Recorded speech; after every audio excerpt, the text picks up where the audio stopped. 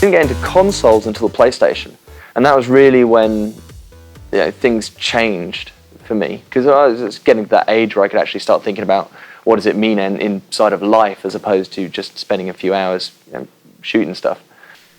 Back when I first started in the industry and PlayStation was coming on the scene, I mean, teams were anywhere from 15 to 30 people. PlayStation 2, that doubled.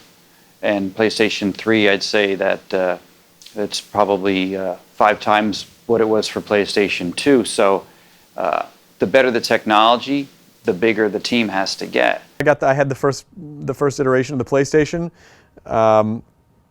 which gave you like basically, like a CD-ROM gaming experience, which I loved because also Dragon's Lair was another game in the 80s that I absolutely loved. My favorite console that had the biggest impact on me, and of course I had the benefit of working at GamePro for all those years, so we were exposed to every console. We had every console, every type of game to experience, but the biggest impact I remember was actually the PlayStation 1, and here's why. It was always cartridge based. It was very simplistic type of game, simple sounds and all that. All of a sudden, we had this incredible amount of data on one disc. And this machine that could also play music and everything else. It opened, to me, it was a portal to modern gaming today. It showed you to go beyond just tinny 16-bit music, beyond just a simple type of graphics that there was. A whole new universe opened, 3D levels was available, fast-paced motion, audio soundtracks. That to me was the most impactful video game console, absolutely. And when the PlayStation hit, they needed 3D modelers and 3D artists, and and that evolved into needing guys that could do physics, and there were so many additional skills that what it took to make a game changed very much. But then I also had a PlayStation at my grandma's house, played some Twisted Metal, which every 10-year-old should play, a little Crash Bandicoot, and it just went from there. It just sort of blew up. PlayStation 2, PlayStation 3.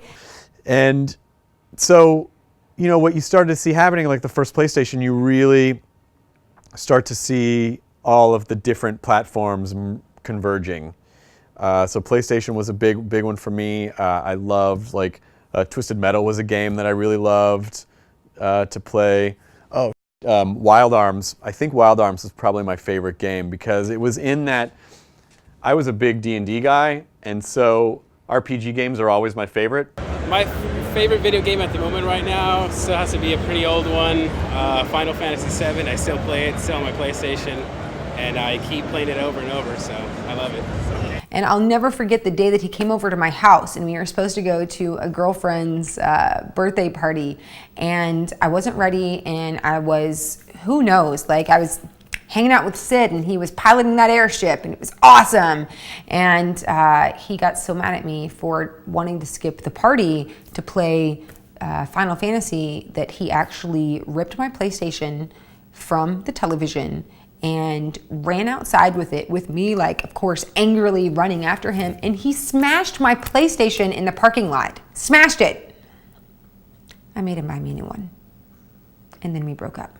I think it started really when Sony entered the business. I remember, this is my 19th E3. I remember E3 in '95, which was the first one, and Sony was showing PlayStation for the first time in the US.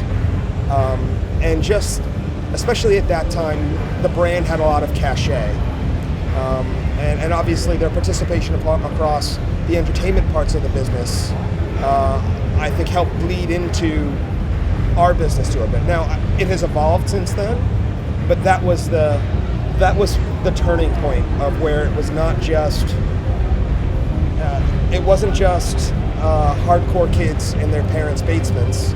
It was everybody was gaming, and it was Sony's brand that I think pushed in that direction to make it that way.